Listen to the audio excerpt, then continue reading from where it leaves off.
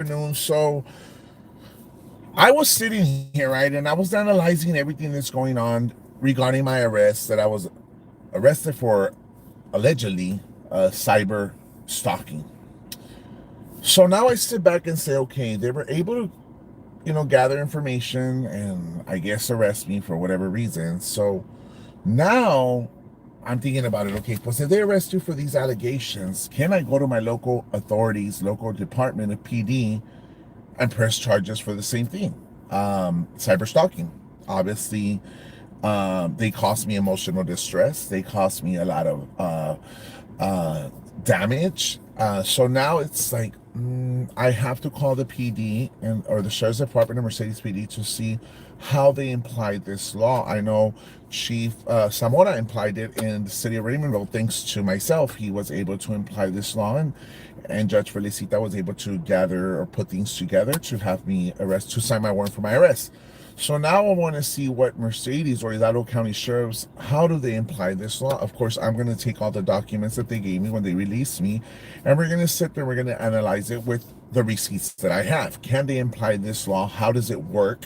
And so I'm going to start digging from my point of view, how this law can be implied to others and other platforms who have degraded me as an individual, who has belittled me, who has caused me emotional distress, emotional damage to myself. So, doing defamation of character. So, um, I'm gonna seek forward to speak to some investigators to see how this law can be applied to others and maybe have other people arrested for the same charge that I was arrested for.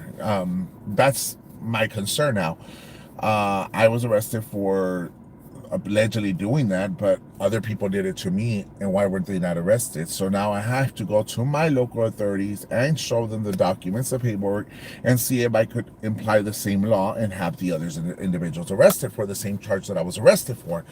Um, I'm doing it because it's only the right thing. It's only fair. Why only me and not others for the same thing reason? And this is what I don't understand. If it was a dispute going back and forth with anybody else, I don't think that law exists, or you cannot imply that law. And that's my understanding. When there's an incident going back and forth, there's no such thing as a cyber harassment, cyber bullying, or harassment or anything, because it's an online feud. Now, that is a totally different ballgame. So I'm going to go get educated right now from the chief of police in Mercedes, and then from Chief Eddie Guerra over there at the Hidalgo County Sheriff's Office, and I'm going to do my own research. I want to get educated. Of course, I did imply this law. This law was actually enforced in the city of Raymondville because of me advocating for it, because of myself going to open forum and speaking about the modification of this law. So now I have to sit back and say, okay, you did this, it happened, whatnot. Now let's start digesting, or let's start breaking this law down, and let's start pinpointing how it works. Is there such thing as an individual could get press charges when it's an online feud? Did somebody violate my civil rights? Did somebody violate my constitutional rights? And that's what's going to go down. I know Mr. Dan Sanchez is really interested in my case. I do have my brother who is representing me, but I'm going to go back, and I just want to get informed about it. It's obvious. I want to get informed to learn more about the law and how it works. And basically that's what it is.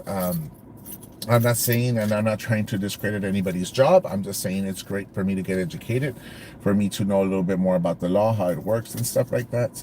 So yeah, that's exactly what I'm going to do today, and then I will keep you all posted. Appreciate it. God bless you guys.